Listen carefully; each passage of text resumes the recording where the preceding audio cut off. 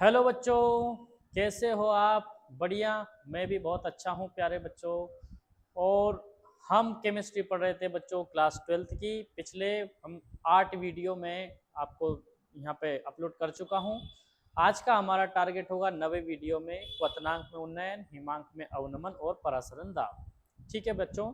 तो पिछले वीडियोस में मैंने आपको विलियन के बहुत सारे फीचर्स, जो स्टेप्स थे वो बता दिए थे, उनके टाइप्स बता दिए थे, और विलियन की प्रॉपर्टीज़ क्या होती है वो भी आपको बता दी थी। और लास्ट में जो हमने कंसंट्रेशन के बाद में जो पढ़ा था वो था हमारा कोलिगेटिव प्रॉपर्टी, अर्थात अणुसंख्यक गुणधर्म। अणुसंख्यक गुणधर्म हम पढ़ रहे थे, और अणुसंख्यक गुणधर्म में भी बच्चों हमने जो रिलेटिव लोअरिंग अर्थात वास्तव में आपेक्षिक अवनमन क्या कर लिया था, पढ़ लिया था। उसको पढ़ने के बाद में मैं थोड़ा सा आपको क्वथनांक भी क्या कर गया था बच्चों, उस वीडियो में समझा गया था। आज मैं थोड़ा सा उसके बारे में वो डिस्कस करके आपको आगे बताऊंगा कि आज हम किस चीज़ की पढ़ाई करनी है। ठीक है। तो आप अपने सुंदर से नोट्स है ना मेरे साथ ही बना सकते हो। मैं जैसे बोलता जा रहा हूँ आप लिखते जाएंगे। आपको कहीं भी कुछ पढ़ने की जरूरत नहीं है, आप घर बैठे अपने सुंदर से नोट्स बना सकते हैं। ठीक है। और पिछले वीडियो आप नहीं देखे तो प्लेलिस्ट में जाइए अपने चैनल पे, प्लेलिस्ट में सारे वीडियो आपको 1 बाय 1 मिल जाएंगे। उसमें पार्ट फर्स्ट से लेके पार्ट 8 में वीडियो अपलोड कर चुका हूँ। ये आज का हमारा 9वां वीडियो होगा। ठीक है। तो प्यारे बच्चों, आज हमें क्या पढ़ाई करनी है यहाँ पे देखना। सबसे पहले हम बात करेंगे बच्चों क्वथनांक की। किसकी? क्वथनांक। क्वथनांक क्या होता है? तो प्यारे बच्चों ध्यान से देखना, मेरे प्यारे बच्चों बोर्ड पे कंसंट्रेट होकर देखना। क्वथनांक क्या देखना बच्चों? क्वथनांक।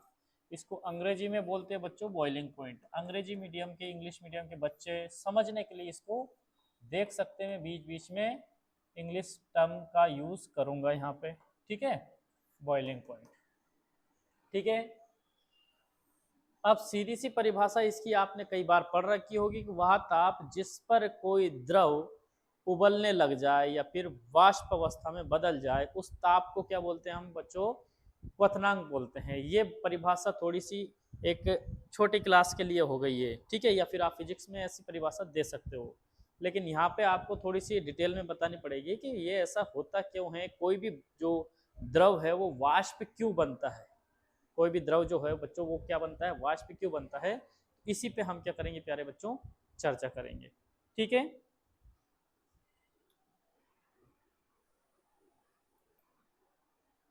तो चलिए बच्चों हम शुरू करते हैं क्वथनांक। ठीक है। होता क्या बच्चों देखना, फिर से समझना इसको। मैं थोड़ा सा एक चित्र बना के, एक डायग्राम बना के आपको अच्छे से समझाता हूँ। जैसे बच्चों यहाँ पे हमारे पास में एक बर्तन है जिसमें हमने यहाँ तक क्या भर रखा है बच्चों, यहाँ तक मान लीजिए हमने पानी भर रखा है। क्या भर रखा है बच्चों? पानी भर रखा है। ठीक है। यहाँ तक क्या भर दिया हमने, इसमें लिक्विड भर दिया। पानी की जगह आप कोई लिक्विड भी ले सकते हो। ठीक है। तो आपको ये पता ना बच्चों कि ऊपर की तरफ जो है ना हवा रहती है, और हवा एक प्रेशर लगाती है ऊपर से, एक दबाव लगाती है। क्या लगाती है? दबाव। उसी प्रकार नीचे से एक और दबाव लगता है जो अपोजिट होता है किसके? ऊपर वाले दाब के। हवा नीचे की ओर दबाव लगा रही है, और इस दबाव को हम बोलते हैं क्या बच्चों? इस दबाव को बोलते हैं हम वायुमंडलीय दाब। क्या बोलते हैं प्यारे बच्चों? वायुमंडलीय दाब, एटमॉस्फेरिक प्रेशर इंग्लिश में भी बोलता जा रहा हूँ। और जो नीचे जो दाब, नीचे से जो ऊपर की तरफ जो प्रेशर लग रहा है, दाब लग रहा है, उसको बोलते हैं बच्चों वाष्प दाब। क्या बोलते हैं? वाष्प दाब। ठीक है। बच्चों वाष्प दाब क्या करता है? वाष्प दाब ये सोचता है, वाष्प दाब क्या सोचता है कि जो प्रेशर है ना मैं इतना बढ़ा दूं, और वाष्प दाब ये कोशिश करता है कि इस लिक्विड को क्या बना दूं मैं, इस द्रव को मैं क्या बना दूं, वाष्प बना दूं, भाप में चेंज कर दूं। और ये जो वायुमंडलीय दाब क्या चाहता है कि मैं जो भाप है ना उसको वापस से क्या बना दूं, द्रव बना दूं, तरल पदार्थ बना दूं। ठीक है। तो ये नीचे की ओर प्रेशर लगाता है क्या बनाने के लिए, द्रव बनाने के लिए। नीचे से ये ऊपर की ओर दाब लगाता है ताकि क्या बन जाए, वायुमंडलीय दाब कम हो जाए और ये क्या बन जाए, भाप बन जाए। ठीक है। लेकिन एक परिस्थिति ऐसी आती है कि ये वायुमंडलीय दाब किसके, वाष्प दाब के क्या हो जाता है, बराबर होता है। ठीक है। जब किसी तरल का पदार्थ, तरल का जो वाष्प दाब होता है भारी वायुमंडलीय दाब के क्या हो जाता है, बराबर हो जाता है। ठीक है। जिस ताप पे ये घटना घटती है उस ताप को ही क्या बोला जाता है बच्चों, क्वथनांक बोला जाता है उसका। क्या बोला जाता है? क्वथनांक। ठीक है प्यारे बच्चों। मैं इसको एक तरफ कर देता हूं और फिर हम इसकी क्या लिखेंगे, एक परिभाषा लिखेंगे। क्या लिखेंगे, हालांकि मैंने इसको आपको पिछले वीडियो में समझा दिया था, लेकिन अब इसको अपन आगे बढ़ाएंगे, इसलिए ना थोड़ा सा और मैं जानकारी देना चाहता था इसकी। ठीक है, अब इसकी क्या लिखेंगे बच्चों, इसकी परिभाषा लिखेंगे। क्वथनांक क्या होता है, वह ताप, मेरे साथ साथ लिखेंगे प्यारे बच्चों, वह ताप जिस पर किसी द्रव का, द्रव मतलब समझते हो ना बच्चों, जैसे पानी, दूध, ऑयल, जो चीजें होती है तरल जैसी होती है उनको द्रव बोलते हैं। ठीक है, वह ताप जिस पर किसी द्रव का, कौन सा दाब बच्चों, वाष्प दाब, उसके बाहरी वायुमंडलीय, वह ताप जिस पर किसी द्रव का वाष्प दाब उसके बाहरी वायुमंडलीय दाब के क्या हो जाता है, बराबर हो जाता है। उस ताप को, किसको प्यारे बच्चों, उस ताप को क्या कहते हैं प्यारे बच्चों, क्वथनांक कहते हैं। क्या कहते हैं, क्वथनांक कहते हैं। ठीक है, क्वथनांक कहते हैं। The temperature at which the vapour pressure of a liquid is becomes equal to the its external atmospheric pressure, उसके बाहरी वायुमंडलीय दाब की क्या हो जाता है, बराबर हो जाता है। Then the temperature is called boiling point of the liquid, तो उस द्रव का वो क्या कहलाएगा बच्चों, उस ताप को, उस द्रव का क्या बोलेंगे हम, क्वथनांक कहते हैं। ठीक है प्यारे बच्चों, फटाफट इस क्वेश्चन को क्या करेंगे, नोट करेंगे। इसके बाद जो हम पढ़ेंगे वो पढ़ेंगे क्या बच्चों, क्वथनांक में उन्नयन। ठीक है, एलिवेशन इन बॉइलिंग पॉइंट, यही इंपॉर्टेंट क्वेश्चन है, जो है ना एक प्रकार का अणुसंख्यक गुणधर्म है। अणुसंख्यक गुणधर्म 4 प्रकार के बताए थे मैंने, वाष्प दाब में आपेक्षिक अवनमन, क्वथनांक में उन्नयन, हिमांक में अवनमन, और एक और होता है कौन सा बच्चों, परासरण दाब। इन चारों के अलावा आप किसी को आप अणुसंख्यक गुणधर्म नहीं बोल सकते। फटाफट क्या करेंगे प्यारे बच्चे, इनको नोट करेंगे, इसके बाद अपन आगे बढ़ते हैं।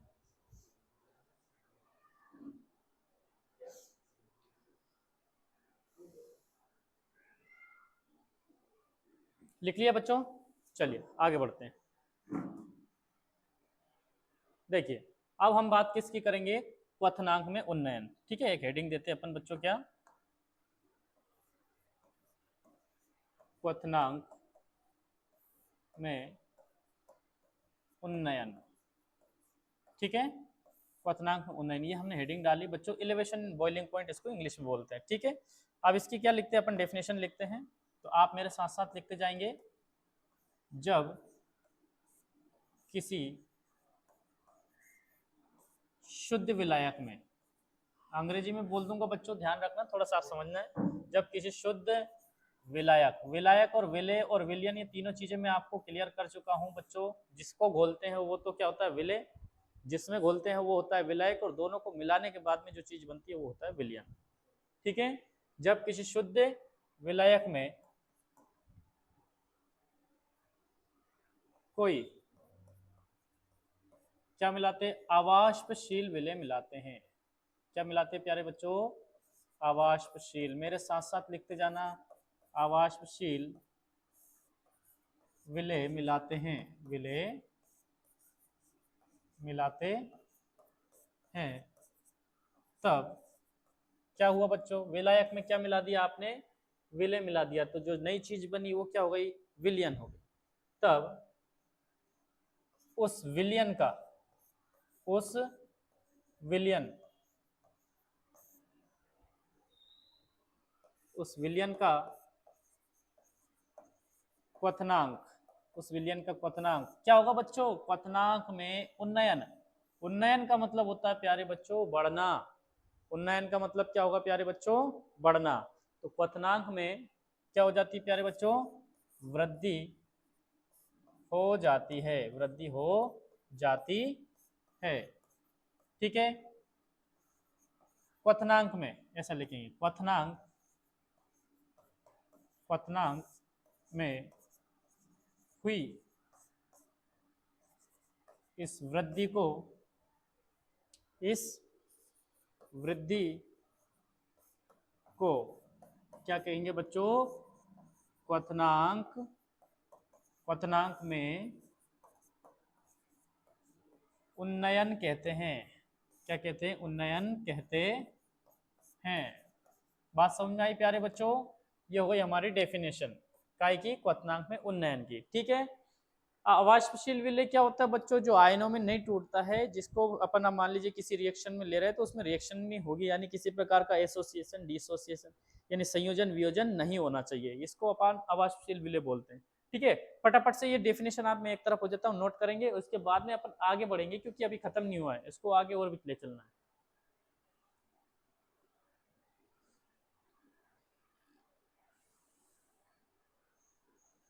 देख लिया? चलिए अब एक काम करते हैं बच्चों, एक काम करते हैं, ये आपने स्क्रीनशॉट ले लिया होगा? ले लिया बच्चों? ठीक है। अब एक काम करते हैं, यहाँ पे थोड़ा सा बोर्ड पे देखना, हम कुछ कंसाइडर कर लेते हैं। माना शुद्ध विलायक का वाष्पदाब मान, क्वथनांक, शुद्ध विलायक का क्वथनांक, शुद्ध विलायक का क्वथनांक कितना मान लेते हैं बच्चों? TB मान लेते हैं। क्या मान लेते हैं? TB। ठीक है। और जो विलयन बना उसका क्वथनांक अपन कितना मान लेते हैं? विलयन का क्वथनांक कितना मान लेते हैं प्यारे बच्चों? इसको मान लेते हैं अपन TS या T। ठीक है। अब मुझे थोड़ा सा आप ये बताइए कि इसमें जो क्वथनांक किसका ज्यादा, इसको एक काम करते हैं T मान लेते हैं। क्या मान लेते हैं? T। ध्यान से सुनना बच्चों, विलायक का क्वथनांक ज्यादा होगा या विलयन का क्वथनांक ज्यादा होगा? आपको यहाँ पे क्या करना है? थोड़ा सा कंसिडर करना है, थोड़ा सा दिमाग लगाना है भाई। विलयन देखो, विलायक में अपन ने क्या मिलाया? अवाष्पशील विलय मिलाया, तो विलयन का क्वथनांक क्या होगा? विलयन के क्वथनांक में वृद्धि हो गई, विलयन का क्वथनांक क्या होगा? बढ़ गया।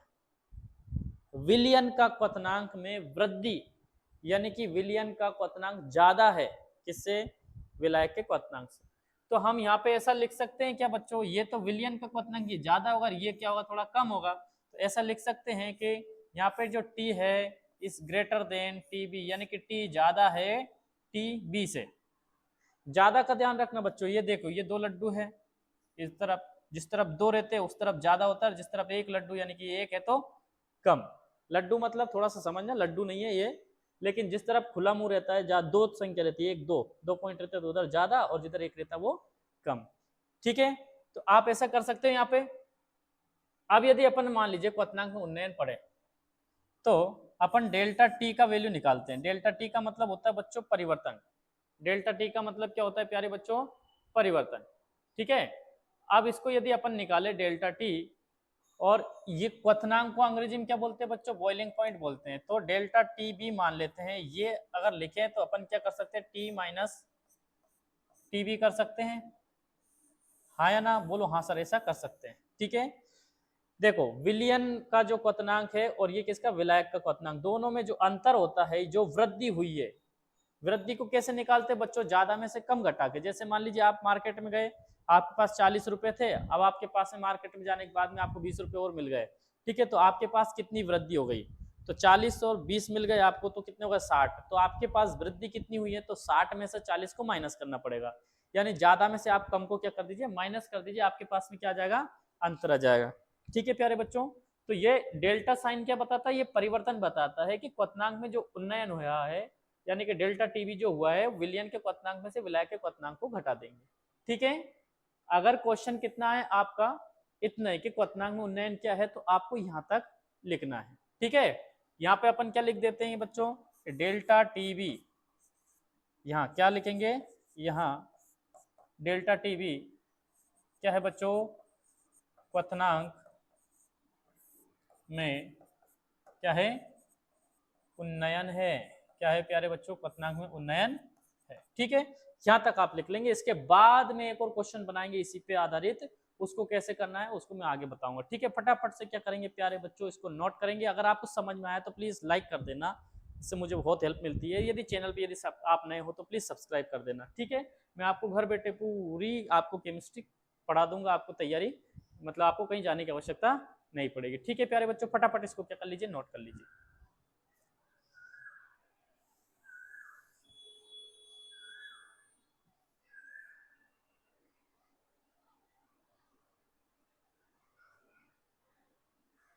लिख लिया प्यारे बच्चों, चलिए आगे बढ़ते हैं।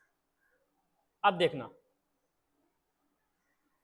यहाँ पे क्या लिखे बच्चों, एक क्वेश्चन लिखते हैं पहले। तो क्या लिखते हैं, क्वेश्चन।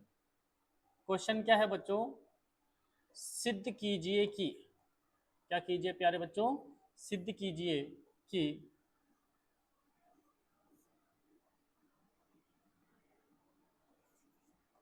क्वथनांक, सिद्ध कीजिए वाला हटा देते हैं, सिद्ध कीजिए राउल्ट के नियम ले लीजिए। राउल्ट एक काम कीजिए, ऐसा क्वेश्चन बना लेते हैं, क्वथनांक, क्वथनांक में उन्नयन, उन्नयन की सहायता से, सहायता से। बच्चों मैंने आपको एक नोट लिखवाया था कि जितने भी अणुसंख्यक गुणधर्म हैं वो किस चीज में हमारे काम आते हैं। तो अज्ञात विलेय का अणुभार ज्ञात करने के लिए जो सूत्र होता है वो इन्हीं से बनता है। किसी भी आप अणुसंख्यक गुणधर्म के माध्यम से क्या कर सकते हो, किसी भी अज्ञात विलेय का अणुभार ज्ञात कर सकते हो, ठीक है। क्वथनांक में उन्नयन की सहायता से किसी अज्ञात, अज्ञात मतलब जिसको हम नहीं जानते, पता ही नहीं है उसका, अज्ञात विलेय का अणुभार, अणुभार ज्ञात करने का, ज्ञात करने का सूत्र स्थापित कीजिए, सूत्र स्थापित कीजिए,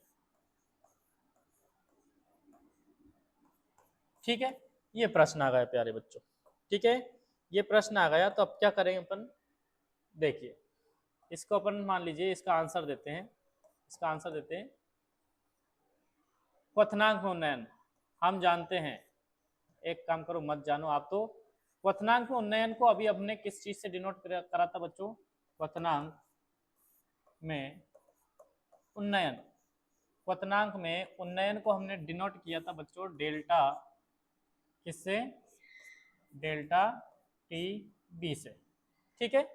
आप पीछे जाके देख सकते हो, यहाँ पे डेल्टा टी बी क्या है प्यारे बच्चों, क्वथनांक में उन्नयन है, ठीक है, आपको दिखाई दे रहा होगा बहुत अच्छे से। क्वथनांक में उन्नयन क्या है बच्चों, डेल्टा टी।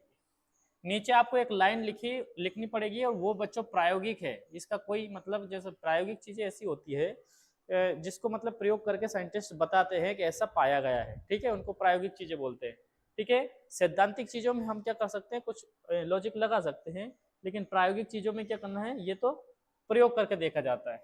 तो ऐसा लिखना है बच्चों, प्रयोगों द्वारा पाया गया है कि क्वथनांक में उन्नयन मोलल तत्व, विलय जो होता है ना, विलय मोललता, विलय की मोललता के क्या होता है बच्चों, मोललता के समानुपाती होता है, समानुपाती होता होता है, ठीक है। मोललता अपन किसी विलय के लिए निकालते हैं, ठीक है, मोललता आपको मैंने पढ़ा दी है, ठीक है। और मोललता को बच्चों डिनोट कैसे करते हैं, तो आप ये भी जानते हो, मोललता को डिनोट करते हैं हम छोटे वाले एम से, यानी स्मॉल एम से। और जो मोलरता होती है, मोलरिटी, उसको डिनोट करते हैं हम कैपिटल एम से, ठीक है। तो देखिए जो क्वथनांक में उन्नयन, ये देखो क्वथनांक में उन्नयन यानी कि क्या लिखा प्यारे बच्चों, यहाँ पे देखना, मैं अलग मार्कर से लिख देता हूँ यहाँ पे। क्वथनांक में उन्नयन जो होता है डेल्टा टी बी, क्वथनांक उन्नयन समानुपाती होता है किसके, ये समानुपाती किसके समानुपाती होता है बच्चों, मोललता के। तो एम लिख दिया यहाँ पे, क्या लिख दिया प्यारे बच्चों, एम, ठीक है। चलिए इसको इधर कर लेते हैं, क्योंकि यहाँ पे थोड़ा सा और भी अपन को करना पड़ेगा, ठीक है। बच्चों होता क्या है कि जब भी कोई समानुपाती चिन्ह हटता है तो वहां पे एक नियतांक लग जाता है। क्या लग जाता है? नियतांक।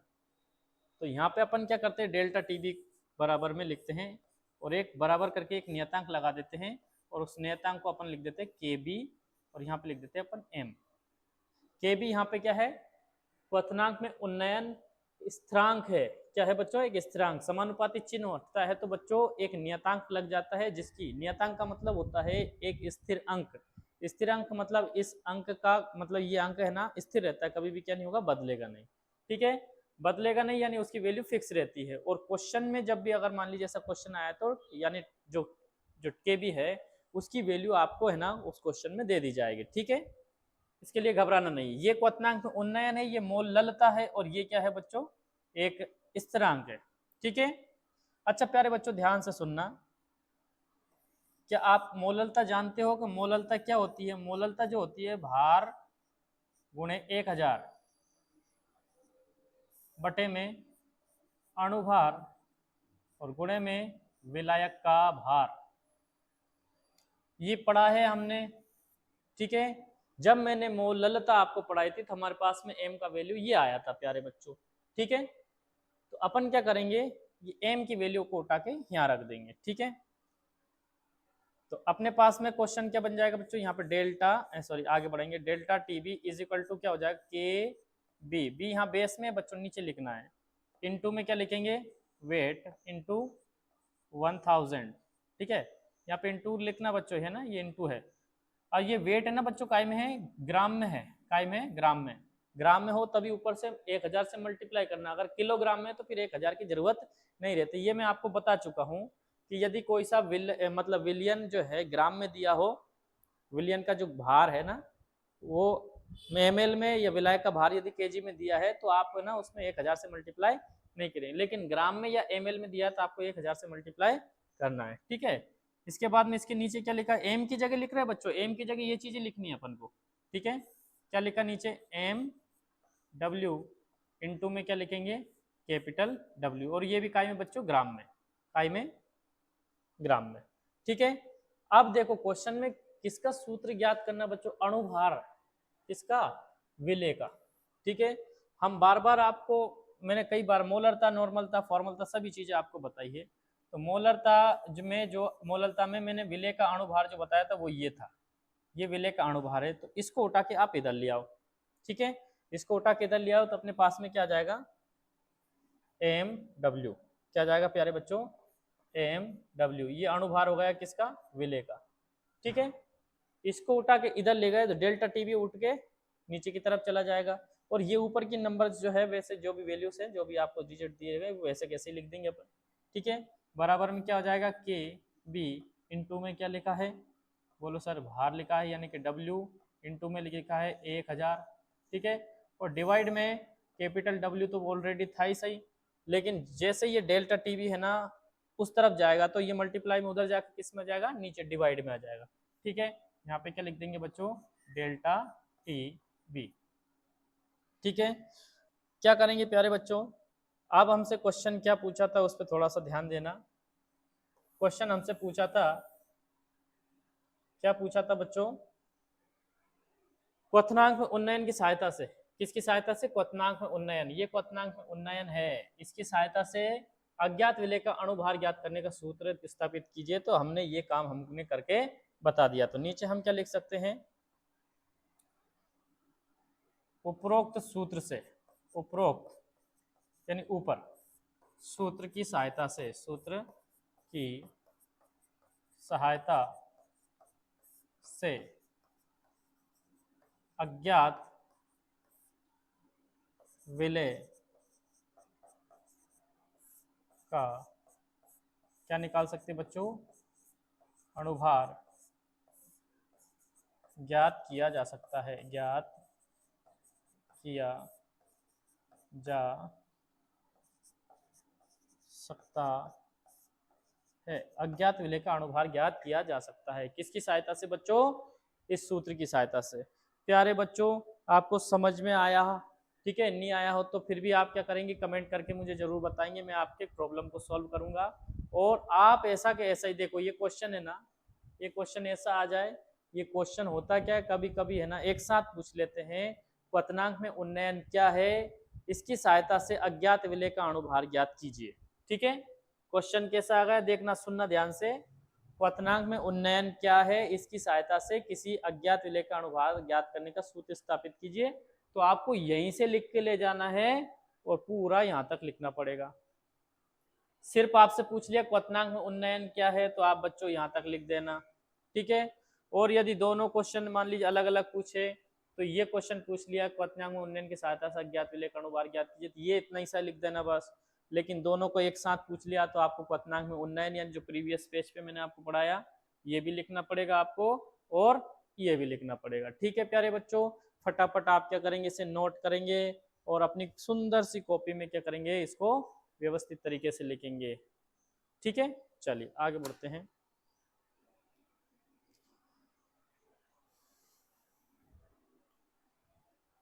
लिख लिया बच्चों? चलिए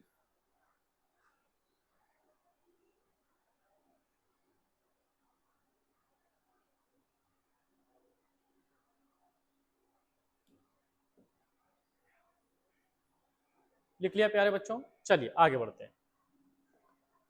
अगला टॉपिक है हमारा बच्चों, हिमांक क्या है। क्वेश्चन लिखते हैं पहले तो बच्चों, क्वेश्चन क्या है हमारा, हिमांक क्या है। ठीक है, हिमांक को बोलते हैं बच्चों फ्रीजिंग पॉइंट। क्या बोलते हैं प्यारे बच्चों? Freezing point. क्या बोलते हैं? Freezing point. ठीक है प्यारे बच्चों, ये देखिए फ्रीजिंग पॉइंट क्या है। चलिए आवाज आ रही होगी ना आपको, चलिए फ्रीजिंग पॉइंट देखना बच्चों। क्वथनांक में उन्नयन मैंने आपको समझाया था, शायद वो मैंने डिलीट नहीं किया हो। ये देखिए, इसको थोड़ा सा देखना बच्चों, मैं इस तरफ लेके आता हूं। इसमें और इसमें थोड़ा सा अंतर होगा। अपन ने यहाँ पे क्या लिया था बच्चों, लिक्विड लिया था। क्या लिया था? लिक्विड। लिक्विड में क्या होता है, वाष्प दाब होता है। क्या दाब होता है? वाष्प दाब। और वायुमंडल में क्या होता है, वायुमंडलीय दाब होता है। अब मैं आपको जो बताऊंगा उसको थोड़ा सा गौर से समझना प्यारे बच्चों। जैसे मान लीजिए ये आपके पास में एक बर्तन है। क्या है प्यारे बच्चों? ये एक आपके पास में बर्तन है, थोड़ा सा बड़ा कर लेते हैं इसको। ठीक है, बर्तन में आपने क्या भर दिया बच्चों, बर्तन में मान लीजिए आपने नीचे की तरफ तो क्या भर दिया, एक सॉलिड। क्या भर दिया? और ऊपर की तरफ क्या भर दिया प्यारे बच्चों, मान लीजिए आपने लिक्विड। उसी का लिक्विड होना चाहिए। उसी का मतलब समझना बच्चों, यदि आपने पानी लिया है तो पानी का ही सॉलिड होना चाहिए, पानी का ही क्या होना चाहिए, लिक्विड। उदाहरण के लिए पानी मैंने लिया यहाँ पे, तो यानी बर्फ लेनी है आपको। क्या लेनी प्यारे बच्चों? बर्फ। बर्फ का सॉलिड लिक्विड फॉर्म क्या होता है, पानी। और पानी का जो ठोस अवस्था होती है वो क्या होती है, बर्फ होती है। यानी आपको जो पदार्थ लेना है, द्रव लेना है या ठोस लेना है, दोनों में यानी ऊपर भी वही होना चाहिए, नीचे भी वही होना चाहिए, लेकिन एक ठोस अवस्था में होना चाहिए और एक काई में होना चाहिए, द्रव अवस्था में। मेरी बात समझने की कोशिश करना बच्चों। एक ही पदार्थ है हमारे पास में, पानी। पानी की द्रव अवस्था अपन ने देखी, जो अपन पानी पीते हैं वो द्रव अवस्था, लेकिन उसी की ठोस अवस्था क्या होती है, आइस, बर्फ होती है। क्या होती है? बर्फ। थोड़ा सा लॉजिक किसका समझना, बर्फ के और पानी के बीच में। अभी बच्चों डेंसिटी पे नहीं जाना है, आप डेंसिटी पे बिल्कुल ना जाए, आप थोड़ा सा यहाँ पे कंसंट्रेट होकर देखें। मैं एक चीज बताऊंगा आपको और इसको समझना जरूरी है। ये बर्फ के और पानी के बीच में क्या है, एक बाउंड्री है। क्या है बच्चों? बाउंड्री। ठीक है, इस बाउंड्री के बीच में आप देखिए, ये हमारा एटमॉस्फेयर है यहाँ पे, तो इसका हमें कोई लेना देना नहीं है, क्योंकि हिमांक और फ्रीजिंग पॉइंट का जो संबंध सीधा काय काय में है, ठोस में और द्रव में, सॉलिड में और लिक्विड में। कोई सी चीज जमने से पहले क्या होगी, पहले द्रव बनेगी, और जमने से पहले मतलब पिघलने से पहले क्या होगी, ठोस होगी। तो जो क्वथनांक था वो किस किस के बीच में संबंध था, द्रव में और वाष्प में, द्रव अवस्था में और वाष्प में। लेकिन जो फ्रीजिंग पॉइंट है, जो हिमांक है, वो किस किस के बीच में घटना घटेगी, ठोस के और द्रव के बीच में। यानी पानी से बर्फ बनाना है या बर्फ से पानी बनाना है तो आप हिमांक का यूज करेंगे वहां पे, और यदि पानी से अपन को वाष्प बनाना है तो फिर किसका यूज करेंगे, क्वथनांक का। तो मान लीजिए ये ठोस है बच्चों, क्या है, ठोस है। इसमें क्या हो रहा है, देखो ये ठोस हमेशा क्या चाहता है, संसार की हर चीज यही चाहती है कि मैं हल्के में रहूं, ठीक है। ये ठोस क्या चाहता है कि मैं क्या बनूं, लिक्विड में चेंज हो जाऊं। लेकिन उसके अपोजिट में एक और ऊपर से जो लिक्विड क्या करता है, उस पर प्रेशर लगाता है, वो क्या करता है, इस पे प्रेशर नीचे की ओर लगाता है और बोलता है कि नहीं तू लिक्विड नहीं बन सकता, क्या बनेगा, ठोस ही बना रहेगा। पिछले वीडियो पिछले स्लाइड पे चलिए, यहाँ पे देखिए, यहाँ किस किस के बीच में संबंध था, हवा के बीच में और लिक्विड के बीच में, यानी द्रव के बीच में। द्रव हमेशा क्या चाहता है कि मैं क्या बन जाऊं, गैस में चेंज हो जाऊं, क्या बोल रहा है। लेकिन ऊपर से जो वायुमंडलीय दाब है वो क्या कर रहा है, उसको दबा रहा है कि नहीं भाई तुझे क्या द्रव में ही चेंज होना पड़ेगा, द्रव में ही रहना पड़ेगा, ठीक है। इस प्रकार से तुम बदलाव नहीं कर सकते। इसी प्रकार ठोस में और द्रव में भी यही संबंध होता है बच्चों। अब आता है अपने क्वेश्चन। क्वेश्चन आता है कि हिमांक क्या है, कि द्रव में जो वाष्प दाब होती है, क्या होती है प्यारे बच्चों, एक वाष्प दाब, वेपर प्रेशर। ऐसी वाष्प दाब किस में होती है, ठोस में भी। काय में होती है बच्चों, ठोस में भी। ठोस में भी वाष्प दाब और द्रव में भी वाष्प दाब।